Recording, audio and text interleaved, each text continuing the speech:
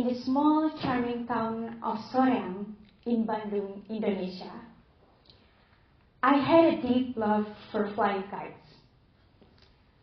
My beloved sister and I, we often play a few good kites our parents had. But not all our neighbors were fortunate as us. Many of them didn't have kites of their own.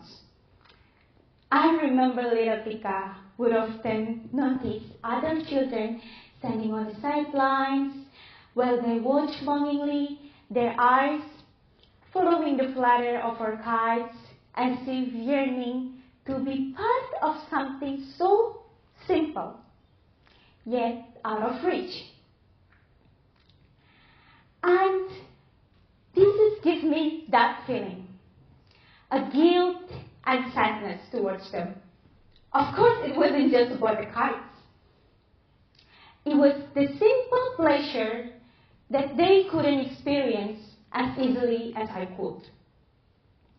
So in this kind of circumstances, we often found ourselves to stepping out into their shoes, and these illustrate the first pillar that we're going to talk today, emotional empathy. Over the years, I just believe that that is the definition of empathy. Empathy is just to feel what others are feeling, whether it is sadness, happiness, anger, or anything. And I still imagine many of us will define it that way. But the fact is, it's just the surface of level 1 of empathy. It is the first of 3 pillars that if we understood and cultivated correctly, it will capable for us to be a transformative force to drive us the better version of personal lives and also professional journey. So my personal moment, stepping into the next step of empathy, cognitive empathy, was come for me after 22 years. It was the moment that I had completed my bachelor's degree, and also unsure what I wanted from life, standing in a crossroads. But then, I remember my feeling back then was just like, okay, I have a degree in my hand, a few awards to my name, an incredible opportunity to freely study in Europe.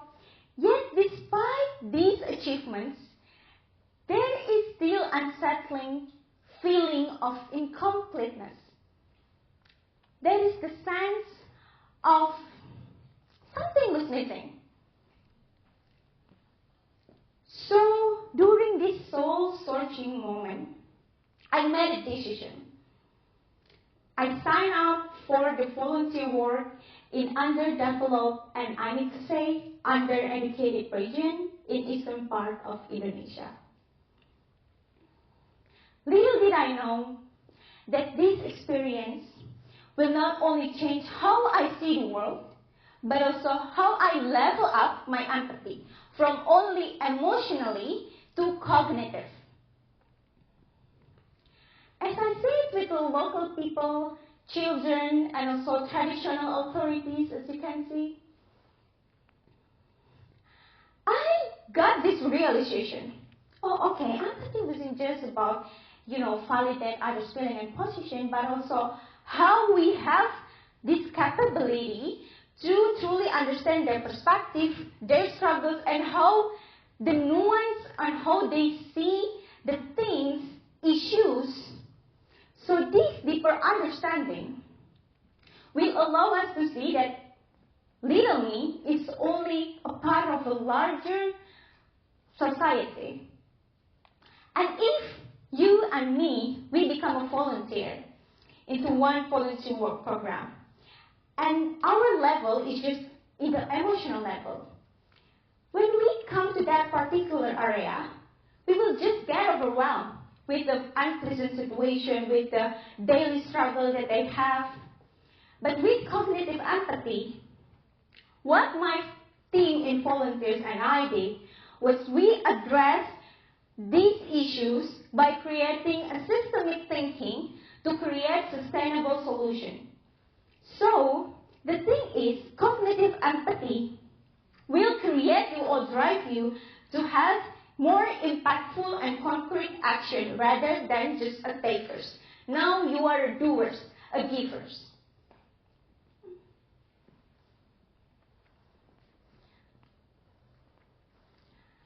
This come as part of questions in my mind. I had a question. Okay, after this voluntary work program, I just can't imagine how every people or like every youth, at least in Indonesia, they have this kind of mindset or like adopting this cognitive empathy framework. Not only we can move toward inclusive society, but we can achieve a level of true harmony. So this question fueled my return to Bandung by creating a small NGO called Muda Empati. Muda Empati, or empathetic youth in English, was born with a clear mission. We aim to engage passionate youth to address pressing issues like education, climate change, poverty, inequality, sustainable issues. We address specifically 8 from 16 Sustainable Development Goals agenda. But we also collaborate with governments, NGO, and companies. But I want to highlight here, not the impact of the list of impact Muda Empati has to the society, but the impact Muda Empati has to its own member, which is deeply personal to me. You know, can someone raise their hand maybe who is the leader in organization here? A leader. I can see few hands. Okay. You know, as a leader, sometimes the true achievement is not when all of like the list of goals accomplished. But the true achievement is how the culture, the dynamics in the group shape and also transform every individual involved to be a better person. And by empathy, I shift my perspective to that. So there is one consistent activities that our NGO do. It is in implementation of emotional empathy. It is doing social visit like particular foundations like cancer foundation and the nursing home. There are a lot of like places that they support marginalized and also disabled communities. So there is one story of our member named Muti. So Muti said during our internal session, she says that, Tika, before joining Muda Empati, I felt really isolated. And I think that's a very universal feeling, especially with these notions of quarter-life crisis, where internally people struggle with their lack of confidence and also the confusion, that a lot of confusion in our heads, and also sometimes internally we felt like alone fighters, and externally, even worse, we compare ourselves to our peers, like our low productivity, whether it is online or offline. So this Muti situation is also compounded by her unstable family situation, and also the pressure to finish the thesis.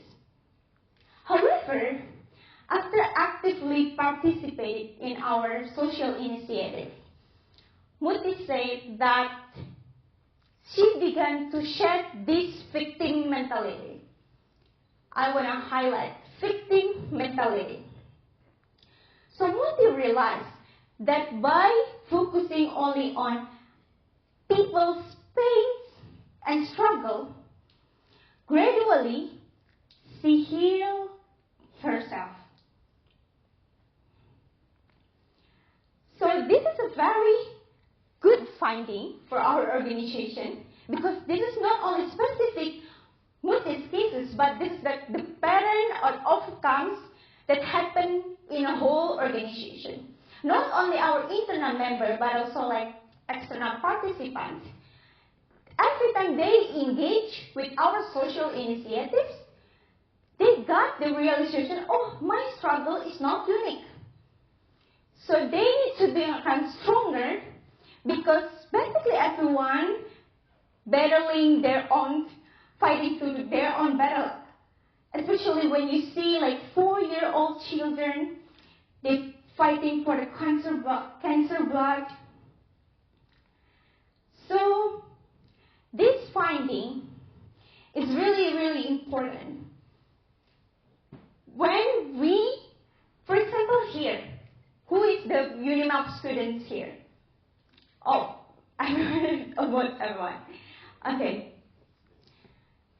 If you incorporate this logic, you support your peers because they got mentally overwhelmed with the high standard of assessment, with all of these assignments. Physically, you might hug them, give them a hug. But mentally, you tell yourself that, oh, okay, you are not alone. There's no such thing as a unique burden. We are all on this together. So this emotional empathy is really good for us to enhance our personal life and self-awareness. And the second thing that we always do beyond consistent social activities is this pillar of cognitive empathy. We are regularly doing discussion and also event in Indonesia. And there is one member who is now is Secretary General of Muda Empati. Her name is Keisha. Keisha is a Gen Z, very demure, very mindful, very cutesy.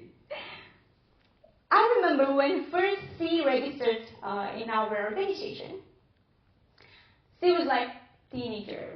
Right now she's turned 20-something, so she grew with us ever since. She shared with us that before actively participating in this kind of cognitive empathy event, she was a very narrow worldview. So her worldview was really, really narrow. It's just primarily centered on herself. But then, sadly, that moment was about really, really traumatic for her, because she was one of the victims of sexual harassment. So she struggled back then with a lack of motivation and losing direction. In this situation, she said that, Tika, this is because Muda Empati in 2023 selected me as a representation, as a delegation for ASEAN Plus Youth Summit 2023. And from that, she realized that, oh my God, so many large issues that she can contribute to address. So the point is, we never tell our members that you have to just forget your own pain, just focus like others feeling, be empathetic. No.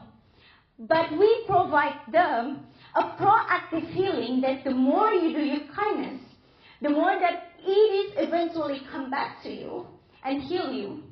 And right now, after also actively engaging with government cooperation in our organization, for example, earlier this year we have cooperated with government national election because we want to maintain the youth still empathetic with the democracy in our country.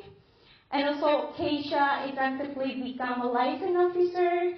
She made a very inspiring figure like content creator, or also another. So Keisha said that because of this is fuel my spirit. And now, she's become one of the selected most outstanding students in her university and is currently serving as a president in her university. And the most important thing is actively helping and advocating the victim of sexual harassment. So that's the finding. When you become, first of all, you are self-oriented. But because of this empathy framework, you become selfless. But paradoxically, it self-fulfilled you. That finding also can being incorporated in every day in life. For example, right now I'm standing here as a TEDx speaker. If only I just see myself as an object, oh my God, okay, this is like me. This is like my spotlight, my recognition, my prestige. No, what empathy is tell us to do is shift the spotlight to other people. So when you sit in the situation, I shift the object to you, to the audiences, to people. And I'm just like separate subject who can do something to create something, to contribute something to the object. So from me, change it to society, community, and humanity. And this cognitive empathy is also used by so many successful people in, if you can say like, let's say Mark Zuckerberg. He said we don't build services to make money. We make money to build better services. So the primary reason is not only about us. There is always something beyond our personal ambitions, which is others. So if that orientation could be incorporated with everyday lives, I believe that there, not only me, will create this NGO, but I hope every single person of you leaving this room with something inspiration, maybe here in Melbourne, maybe in your current organization, adopting the framework of empathy, or simply adopt this emotional and cognitive empathy to create to build a good relationship with your mom and dad at home.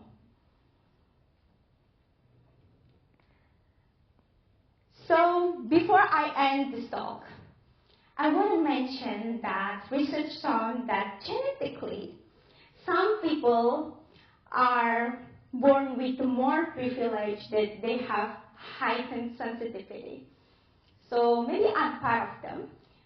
You know, there are like a lot of, if you have circle, and then in this circle, there must be one or two people who just like highly sensitive. Their feelings more than others. So I blame to my mom because she is really easily crying to anything. She is really sweet, but even if it's not sad movies, it's like joyful movies, comedy movies, she's also crying. But the thing of key takeaways of this is, while you recognize that empathy is also given by nature, it is also skill that we can nurture. That's the key takeaway. So I will leave you with these pillars right now. You have two options to decide. The first one, whether you can incorporate this empathy, or you can underestimate it and you can just say, no, it's not relevant, it's too flowery, it's just like abstract thing. I am coming from the environment that is valuing logic over feelings. I think I'm achieving this height with all of this accomplishment because I place rationality over that empathy. Maybe yes, for your short-term goals. But remember, these frameworks is only for those who want to survive in the longer times. Thank you.